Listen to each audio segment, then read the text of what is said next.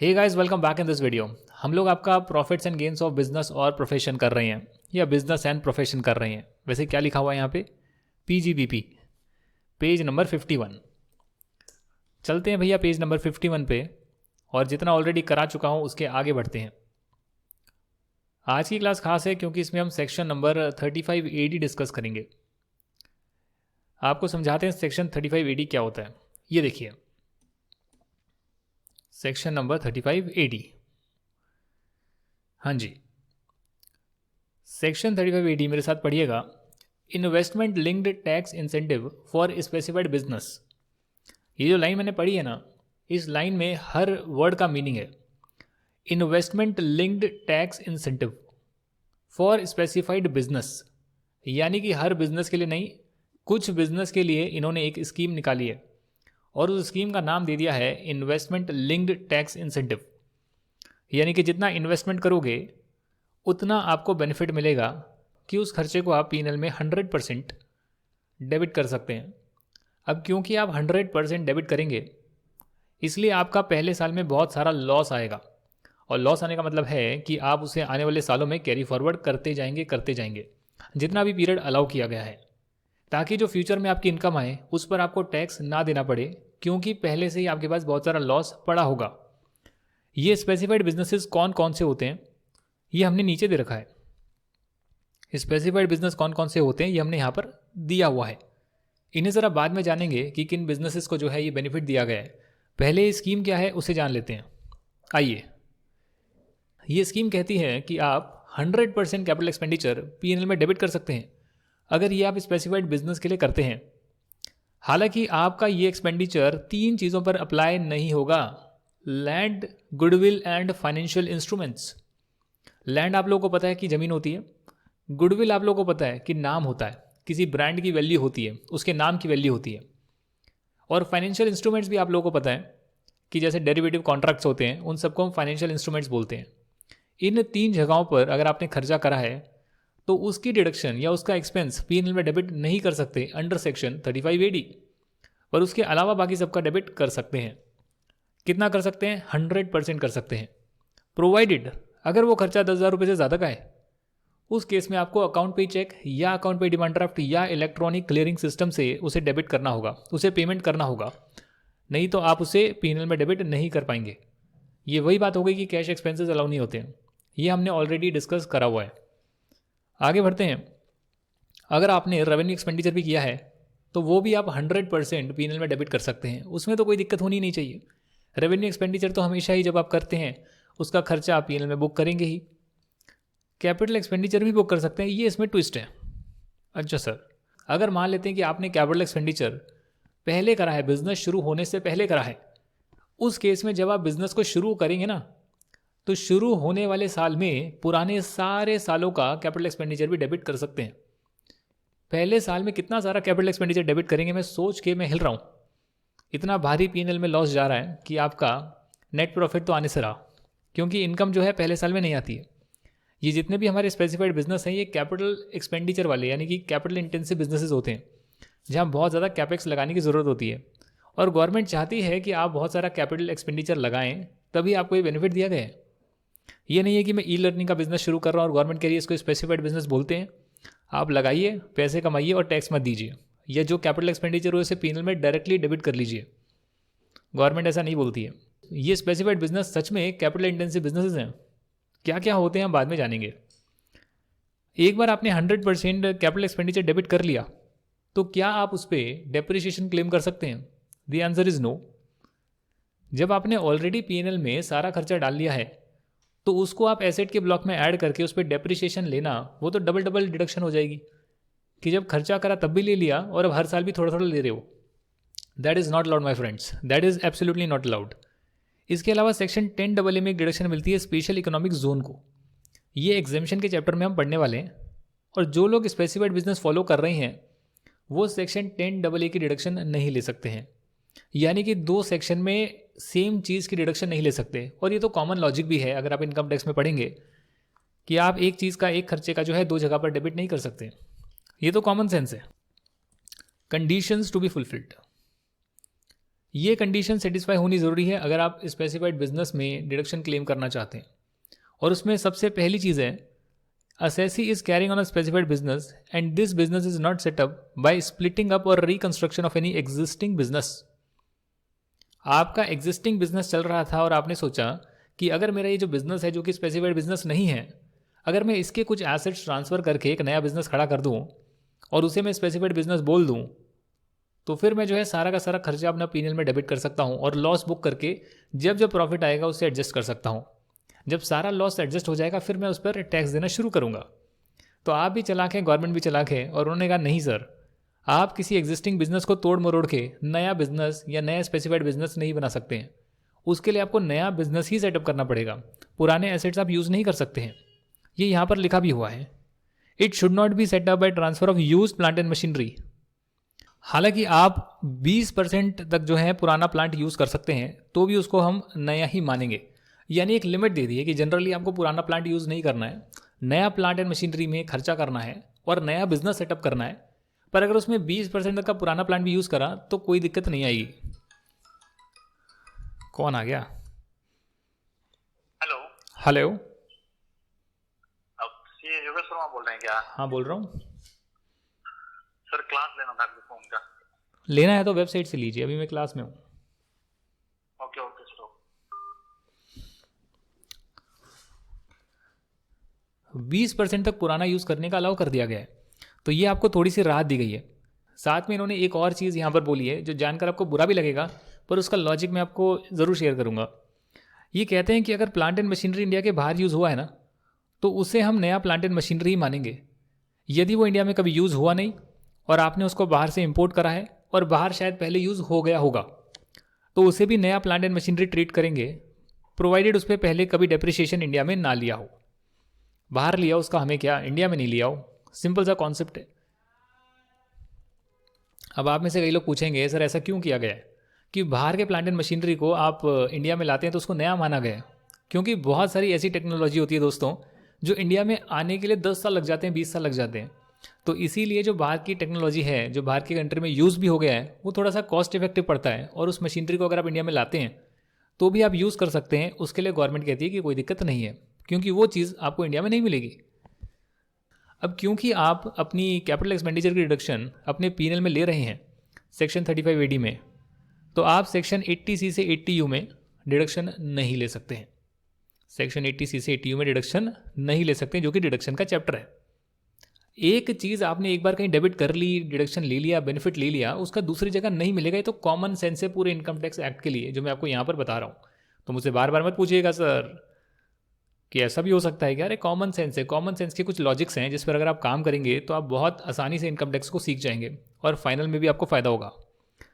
अगर बिजनेस है फर्टिलाइजर्स का, उस केस में आपको डिडक्शन अलाउ कर दी गई है। अगर प्लांट एंड मशीनरी आपने इंस्टॉल करा है, भले आप उसको यूज़ करें प्रोडक्शन के लिए, पूरी तरह से या पूरी तरह से यूज़ ना भी करें, पार्शली यूज़ करें। क्यों किया गया है? प्रमोट करने के लिए करा गया है। फर्टिलाइज़र का मतलब जब आप क्रॉप को ग्रो करते हैं तो वहाँ पर जो है आप फर्टिलाइज़र का यूज़ करते हैं ताकि आपकी सॉइल अच्छी हो जाए, आपकी खाद अच्छी बने और उसमें जो है अच्छा उत्पादन हो। उस फर्टिलाइज़र के लिए जो है, उस फर्टिलाइज़र बिजनेस के लिए है, आप जो भी प्लांट मशीनरी लेंगे उसे आप फुल फ्लैश फर्टिलाइज़र बिजनेस में यूज़ करें या ना करें, कोई दिक्कत नहीं होगी। आप फिर भी उसे जो है पीएनएल में डेबिट कर सकते हैं। अच्छा सर, यहाँ तक की बात तो हमें समझ में आ गई। अब हमें ज़रा कुछ और भी समझा दीजिए। हाँ जी सर समझाएंगे, वॉइस मॉड्यूलेशन थोड़ा सा करते हैं, आपको जगाते हैं, क्योंकि थोड़ी थोड़ी देर में जो है आप लोग सोने लगते हैं। आखिरी पॉइंट है, ध्यान से सुनिएगा। फर्टिलाइज़र बिजनेस के अलावा एक और ट्विस्ट है, business of laying and operating cross country pipelines.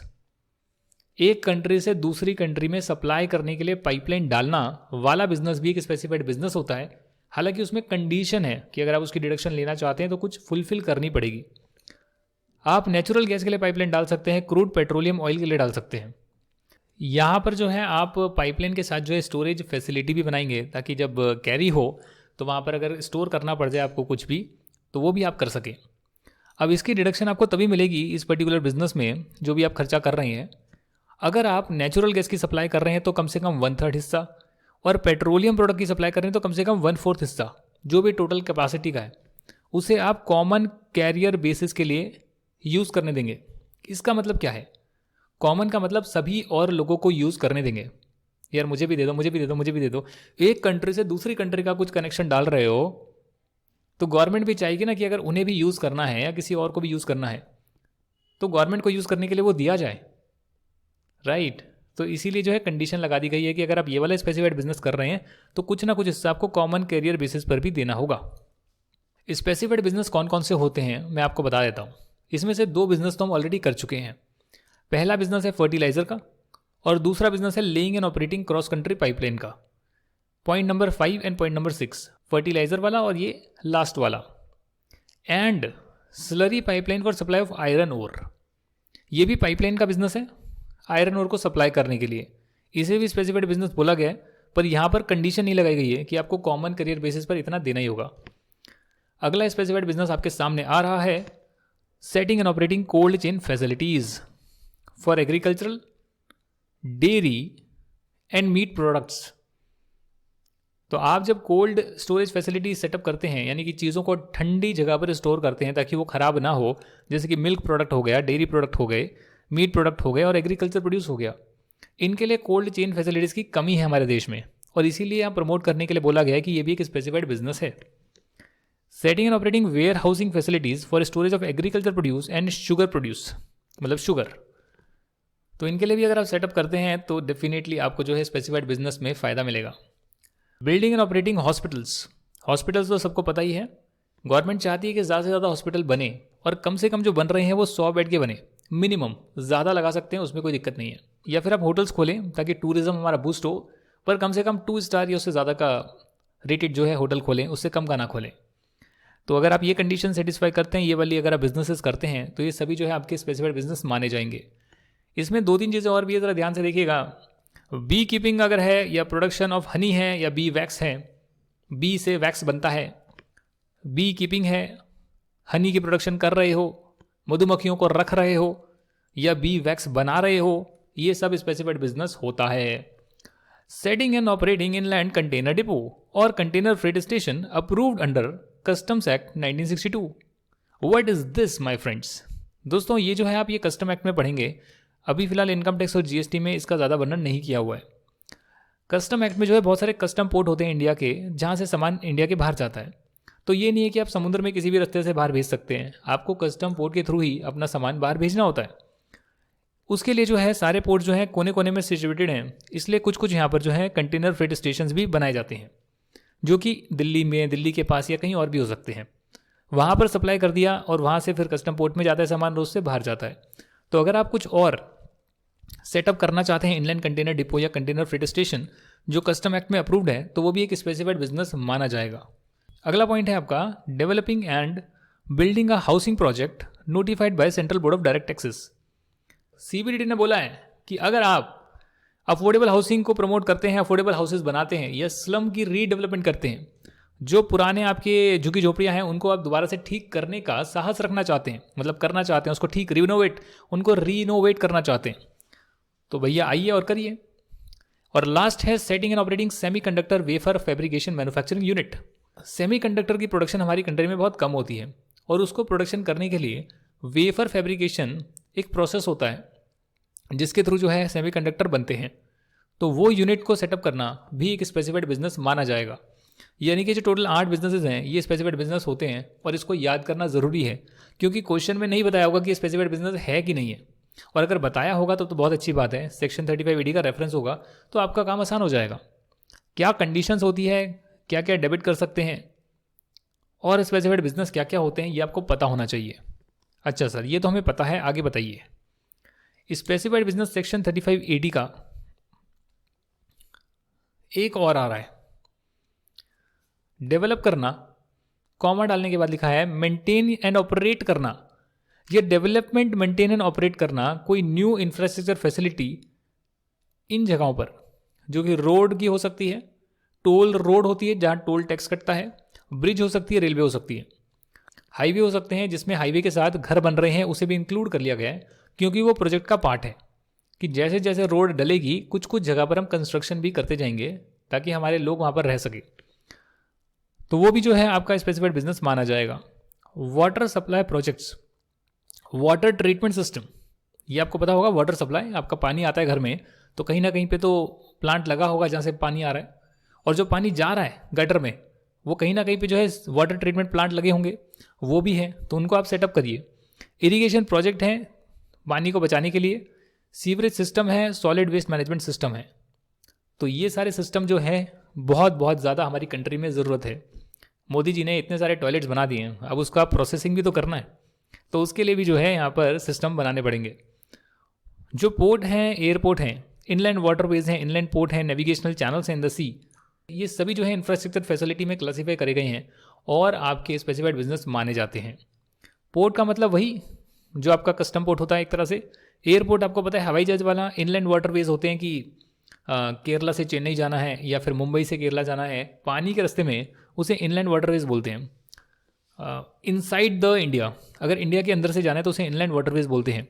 Inland port भी जो है कंट्री के अंदर होते हैं सिचुएटेड, और नेविगेशनल चैनल्स होते हैं वो ऐसे से बने होते हैं।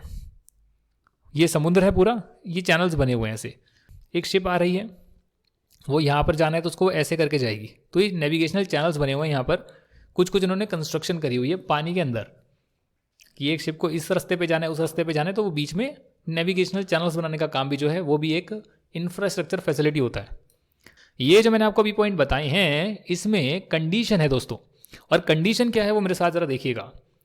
ये बिजनेसेस जो हैं इंडियन कंपनियां तो ओन करे या फिर ऐसी बॉडी ओन करे जो कि सेंट्रल एक्ट या स्टेट एक्ट में बनी है, और इनका एक एग्रीमेंट भी हो central government, state government, local authority या स्टैट्यूटरी बॉडी के साथ, यानी कि गवर्नमेंट की पार्टनरशिप में ही ये सारी चीज़ें करी जानी चाहिए, तब आपको जो है उसे स्पेसिफाइड बिजनेस माना जाएगा, अदरवाइज नहीं माना जाएगा।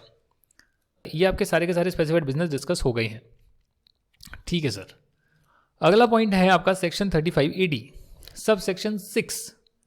यहाँ पर एक बेनिफिट दिया गया है कि अगर आप 2 स्टार होटल या उससे ऊपर का होटल बनाते हैं और उसके ऑपरेशन को किसी और बंदे को ट्रांसफ़र कर देते हैं, तब भी हम इसे मानेंगे कि जैसे कि आप बिजनेस को कैरी कर रहे हैं, क्योंकि आपके एक्ट में लिखा है बिल्डिंग एंड ऑपरेटिंग, कि बिल्ड भी करना है, ऑपरेट भी करना है। पर यदि आप ऑपरेशन किसी और को देते हैं तो भी हम यही मानेंगे कि आपने बिल्डिंग को ऑपरेट कर रहे हैं।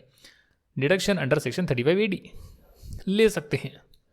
अगला सेक्शन है 35AD का 7A, सब सेक्शन 7A, और ये कहता है कि अगर आप डिडक्शन ले रहे हैं किसी भी एसेट पर तो कम से कम उसे 8 साल या उससे ज़्यादा यूज़ करेंगे, और अगर नहीं कर पाते हैं उस केस में जो डेप्रिसिएशन के हिसाब से खर्चा डेबिट होना चाहिए था, आपने 100% कर दिया ना सर, कैपिटल एक्सपेंडिचर करा, 100% डेबिट करा, 8 साल यूज़ करना है, और नहीं करा तो माना जाएगा जब खरीदा और जब बेच रहे हैं उसका जितना भी आप डेप्रिसिएशन ले लेते तो जो वैल्यू आती वही आपकी रियल वैल्यू है, उससे ज़्यादा का जो डेबिट करा है उसे आपको रिवर्स करना पड़ेगा। P&L में डेबिट तो सब कुछ कर लिया, पर यदि नहीं डेबिट करते और डेप्रिसिएशन लेते रहते तो आज ये वैल्यू होती है ना। अगर मान लेते हैं 10 करोड़ रुपए है आपने डेबिट कर लिए, 5 साल के बाद बेच रहे हैं तो 5 साल में आपका डेप्रिसिएशन बनता लेट्स से करीब करीब 7 करोड़। तो जो 7 करोड़ रुपीज़ हैं वहाँ तक तो ठीक है, बाकी के 3 करोड़ आपने एक्स्ट्रा डेबिट कर लिए, उसे P&L में रिवर्स करना पड़ेगा। ठीक है ना। हालांकि अगर कंपनी सिक हो गई है, जिसे हम सिक यूनिट बोलते हैं, सिक इंडस्ट्रियल अंडरटेकिंग, उसके पास तो पैसा ही नहीं है यार कुछ करने का, उसके पास तो पैसा ही नहीं है अपना बिजनेस चलाने का, उसको बेचने के लिए अलाउ कर दिया, उस पर यह सेक्शन अप्लाई नहीं होगा क्योंकि उस बेचारे के पास तो पैसा ही नहीं है। इसी के साथ आपका सेक्शन 35AD कंप्लीट हो गया है। अगर आपको पसंद आए तो अपने दोस्तों के साथ ज़रूर शेयर करिएगा और इसको पूरा रिवाइज कर नेक्स्ट क्लास में आइएगा। हम लोग ऐसे ही पढ़ने वाले हैं, इफेक्टिव वे में, कम टाइम में ज़्यादा से ज़्यादा चीज़ें कवर करेंगे और आपका पूरा इनकम टैक्स कवर करा देंगे। बाकी आपकी मेहनत है कि आप उसको सेल्फ स्टडी से कितना करते हैं, स्टडी मटेरियल कितना रीड करते हैं और अपने नोट्स कैसे बनाते हैं, वो आपका काम है। अगर आप वो नहीं कर रहे तो आप बहुत बड़ा ब्लंडर कर रहे हैं। जिनके पास टाइम कम है वो ई बुक को रेफर कर सकते हैं, बट उसके बाद भी कहीं ना कहीं आपको एक्स्ट्रा पेजेस इंसर्ट करने चाहिए जिसमें आप कुछ अपने नोट्स लिखेंगे, कुछ इंपॉर्टेंट बातें आपने स्टडी मटेरियल में पढ़ी तो लिखेंगे या क्वेश्चन में समझी तो लिखेंगे, वो आपको एफर्ट करने पड़ेंगे। नहीं कर रहे तो ये आपका ब्लंडर है, मेरा नहीं। मैं आपको आगाह करते रहूँगा और जो रियली अपनी स्टडीज़ के लिए सीरियस हैं डेफिनेटली वो जो हैं इस पेपर में सक्सेस पाएंगे। Thank you very much for watching this video. I wish you all the best. जय हिंद एंड बाय बाय।